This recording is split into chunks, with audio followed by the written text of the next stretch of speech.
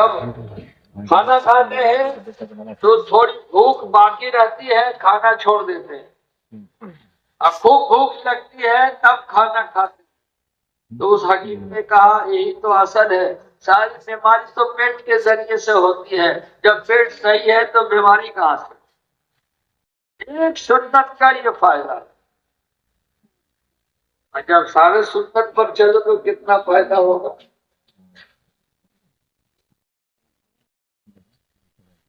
اس لیے سب سے پہلا حکم اللہ کا ہے کہ نماز پڑھو ایمان لانے کے بعد۔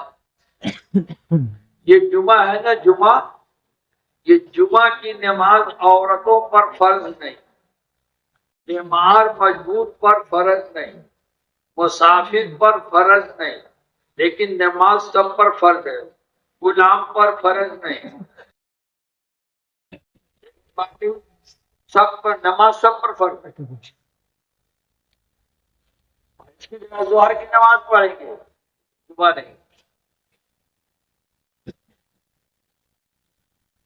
لیکن نماز بیمار ہے، اشارے سے پڑھ سکتا ہے تو بھی پڑھنا ہے، بیٹھ کر پڑھے، کھڑا ہو کر نہیں پڑھتا تو بھی پڑھتا ہے، پڑھ سکتا ہے۔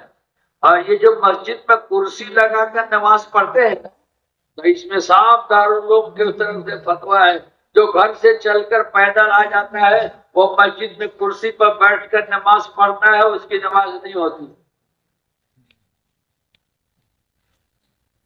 اس لیے نماز پڑھو، بیٹھ کر پڑھو۔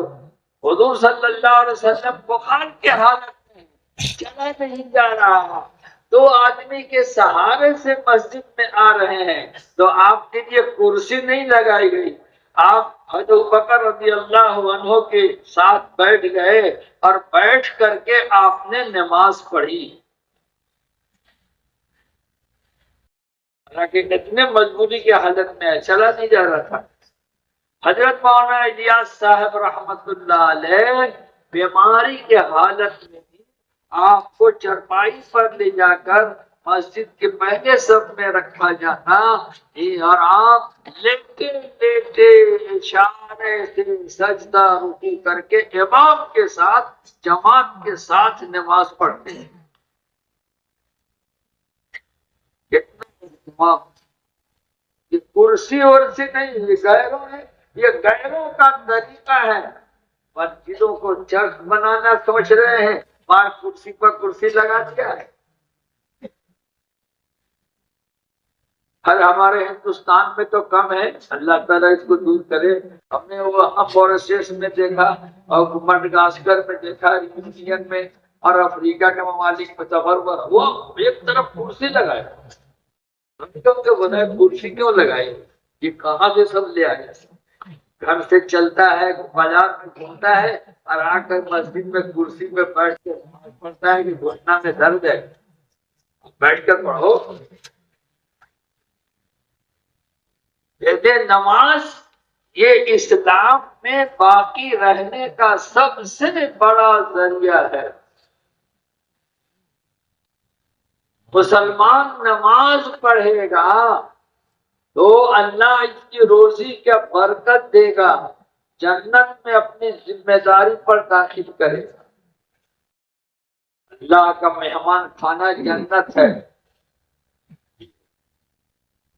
اس لیے نماز میں سب پر فرض ہے، اور ایک وقت کی نماز چھوڑنے پر اللہ تعالیٰ اس سے ناراض ہوتے ہیں اور جہنم کے دروازے پر اس کا نام لکھا جاتا ہے۔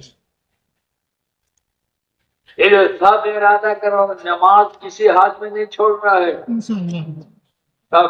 ہاں، اور نماز کو سیکھنا بھی ہے، کسی کو بتایا جائے گا نماز کے اندر 6 باتیں اگر ہو جائیں تو نماز کے ذریعے سے سب کچھ ہوگا، اللہ سب کرے گا۔ سب سے بڑا ذریعہ اللہ سے لینے کا نماز ہے۔ تو آج جمعے کا دن ہے، جمعے کا اہتمام صبح سے کرنا چاہیے۔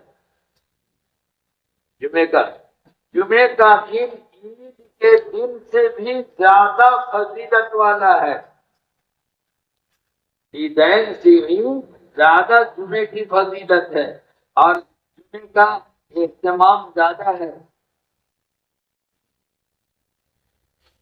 اور جمعے کے اذان کے بعد دنیا کے کسی کاروبار میں لگنا جائز نہیں ہے، کیونکہ یہ قرآن کی آیت میں ہے جانو دیا الصلاۃ، جی اذان ہو، اب تمہارے لیے کوئی چیز جائز نہیں ہے، اب مسجد میں آؤ، نہانا، جمعے کے دن غسل کرنا، کہ بدن کے اندر جو چول اچھے نا چول، یہ بال، اللہ اس بال کے جڑوں سے گناہ کو نکال دیتا ہے،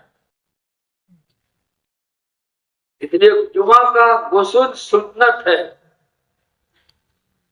جمعہ کا دن کا غسل سنت ہے، تو سنت کا فرض بھی معلوم ہونا چاہیے اور سنت کا غسل کا سنت بھی معلوم ہونا چاہیے، جی ہاں، فرض اور غسل کی رعایت کرتے ہوئے غسل کرے، بال کے جڑوں سے اللہ گناہ نکالتے ہیں، اور اپنا صاف ستھرا کپڑا پہنے، عیدین میں جیسے پڑتا ہے، تیل لگاوے، خوشبو لگاوے، اور جمعہ کا دن سب سے پہلے مسجد میں جاؤ، جہاں جمعہ پڑھنا ہے جاؤ مسجد میں جا کر، ٹوکیو میں، جاپان میں 1962 میں دعوت کا کام پہنچا تھا، تو وہاں یہ غیر ایمانی عیسائیوں نے ایمان قبول کیا تو اپنا گرجا گھر کو مسجد بنا، بہت بڑی مسجد، جتنا میدان ہے نا اس سے بھی بڑی مسجد، وہاں پارکنگ وغیرہ سب، وہاں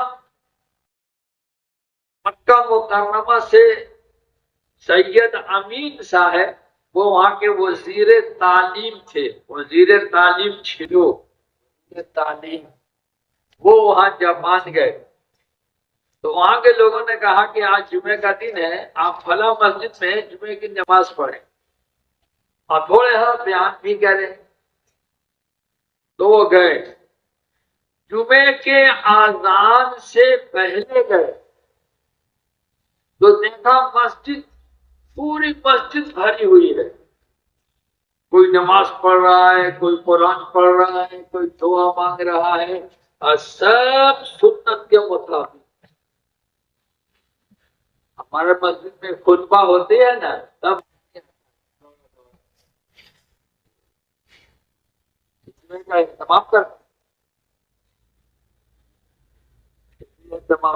جو جمعے کا اہتمام کرے گا نماز کے ساتھ، تو اللہ تعالیٰ ایک ہفتے سے دوسرے ہفتے تک کا جتنا گناہ ہے اللہ معاف کر دے،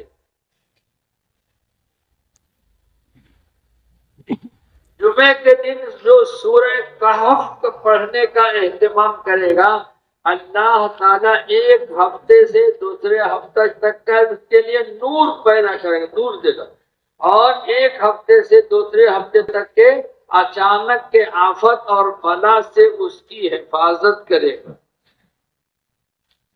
سورہ کہف، اور دجال کے فتنے سے اس کو بچائے گا، یہ آپ بھی پڑھو، اپنے بیوی کو بھی بتاؤ، ماں کو بھی بتاؤ، بچے چھیلا کو بھی بتاؤ، کہ ہفتہ بھر محفوظ رہے گا، اس کے ساتھ اللہ کا نور رہے گا، دجال کے فتنہ سے بچے گا، یہ اللہ کے نبی نے خبر دی ہے، یہ حق ہے، عمل کریں گے تب فائدہ ہوگا، قرآن ہی نہیں پڑھے ہوئے ہیں تو کیا کریں گے؟ اس لیے ہر مسلمان کو قرآن پڑھا ہونا ضروری ہے، ہر مسلمان قرآن پڑھے، اپنے امام سے، اپنے علماء کے پاس جا کر، قاری کے پاس جا کر قرآن سیکھے، 1 گھنٹہ وقت دے، صحابہ اکرام نے بچپن میں قرآن نہیں سیکھا، ایمان قبول کیا 40 سال کے بعد، 30 سال کے بعد، 50 سال کے بعد، تو اسی کے بعد تو انہوں نے قرآن پڑھا، ہماری عمر نہیں ہے، نہیں عمر آپ کو 65 سال کے بعد بھی قرآن پڑھ سکتے، اب میوات کے بہت سے لوگ پڑھ رہے ہیں،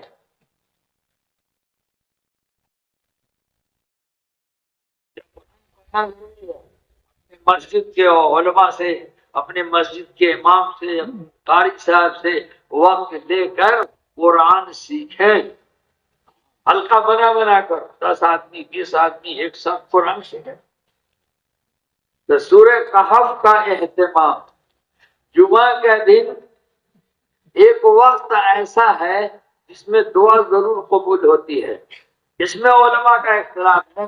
بعض کہتے ہیں کہ خطبہ جب امام شروع کرتا ہے اور درمیان میں بیٹھتا ہے تھوڑی دیر کے لیے، اس وقت یہ وہ دعا قبول ہوتی ہے. بعض کہتے ہیں نماز کے بعد کا وہ وقت ہے کہ دعا قبول ہوتی ہے.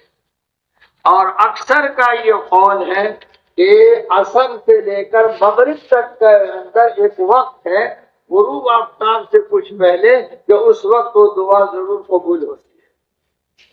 تو جمعہ کے دن ایک ایسا وقت ہے جس میں دعا قبول ہوتی ہے. جمعہ کا دن ہی قیامت قائم ہوگی.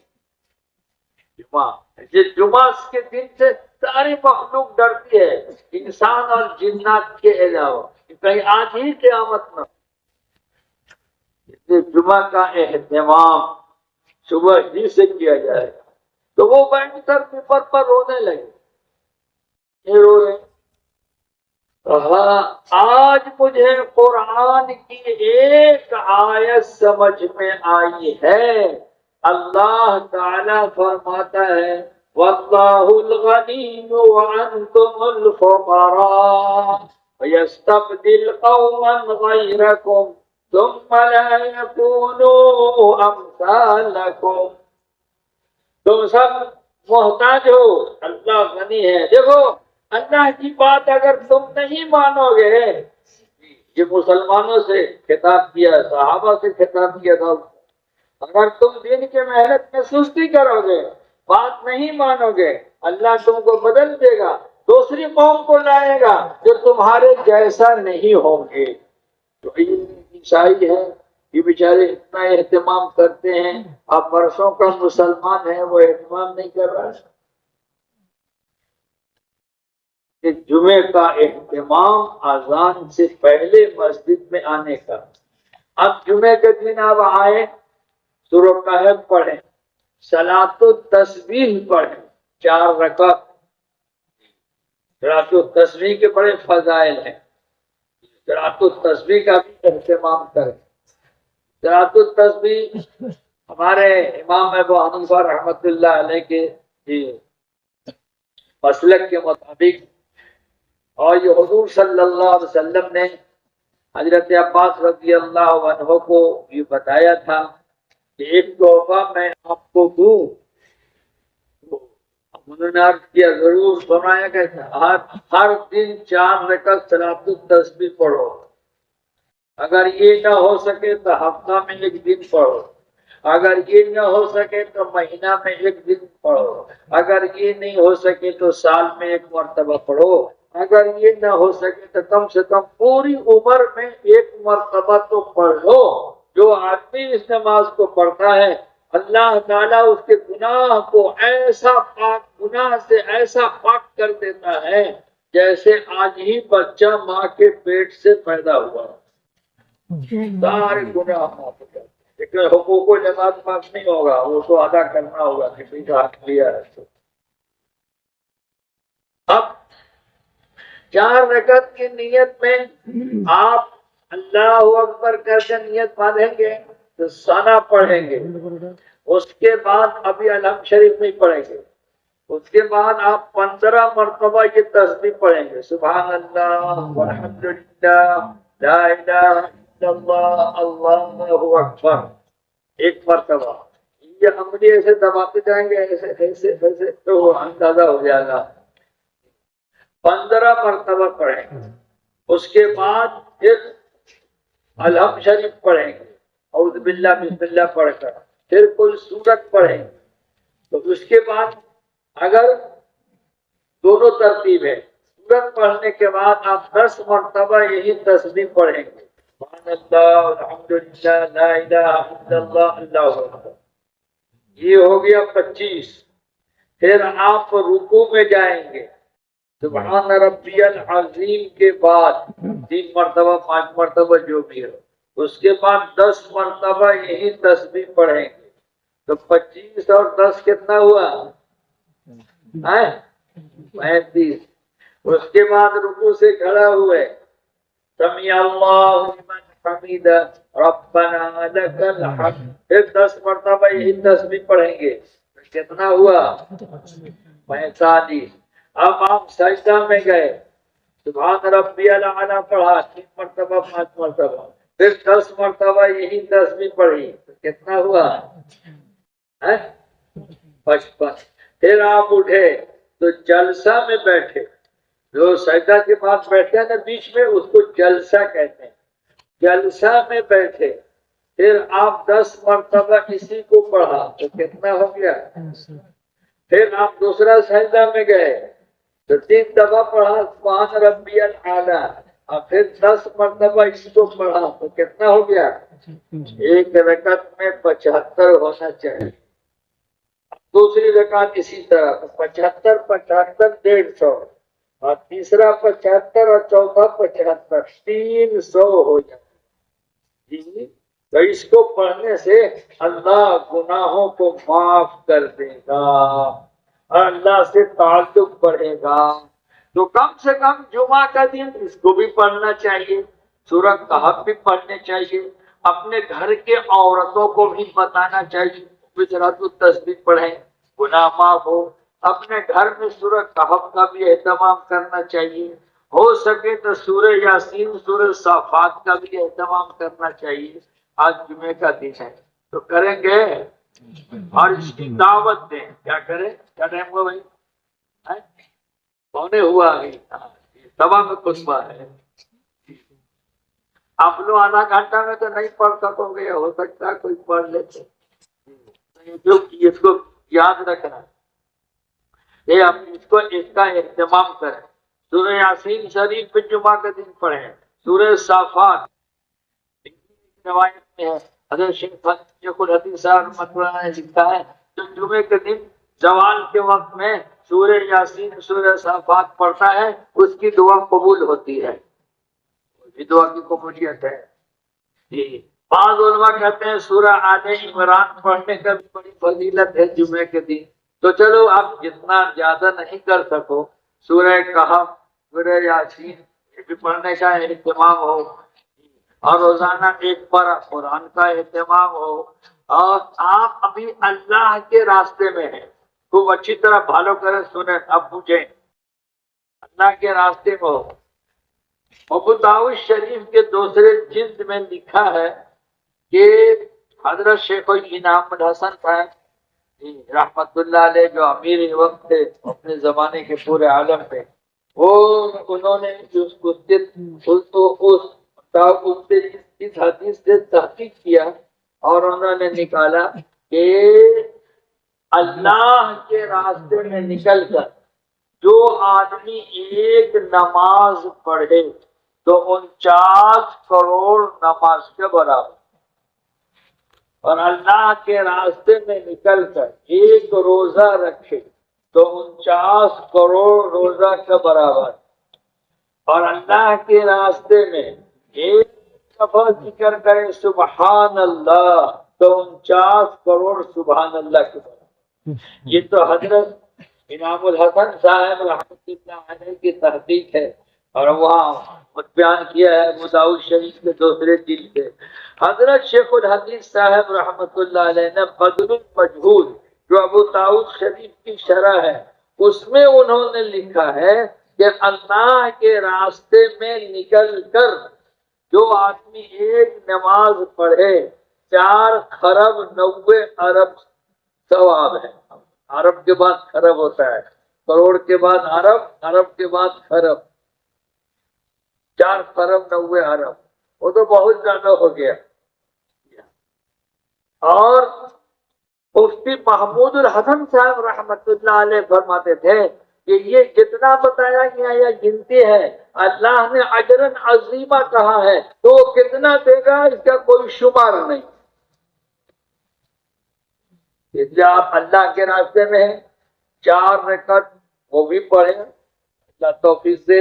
اور اس کے بعد 4 رکعت سنت جو جمعہ کے دن 4 سنت یہ موقدہ ہے. اور فرض کے بعد بھی 4 سنت موقدہ ہے. اگر برابر آدمی چھوڑے گا نا 4 رکعت سنت جمعے کے بعد والا گنہگار ہوگا. موقدہ ہے. جیسے پہنے والا ضروری ہے ویسے بعد والا بھی ضروری ہے. اور 2 فرض درمیان میں ہے یہ 10 ہوتا ہے. اگر بعد میں 4 سنت کے بعد 2 اور پڑھ لے اور 2 اور پڑھ لے تو 14 ہو جائے 16 ہو جائے اور اجر ملے گا. لیکن یہ 10 تو ضروری ہے. اس کو لوگ چھوڑ کے چلے جاتے ہیں. نہیں 4 رکعت سنت بھی پڑھنا ہے بعد والا بھی شروع والا بھی. اور پہلے بھی اگر صلاۃ التسبیح کا موقع ملے صلاۃ التسبیح پڑھ لیں. نہیں تو بعد میں بھی صلاۃ التسبیح پڑھ سکتے ہیں. اس کا اہتمام کریں. آج جمعہ کا دن ہے. اللہ ہم سب کو توفیق عطا فرمائے. سنت کا بھی اہتمام کریں. قرآن ہو تو اس کو کہف پڑھیں اور اللہ توفیق دے تو صلاۃ التسبیح بھی پڑھ لیں. اب اپنے اعمال میں لگیں.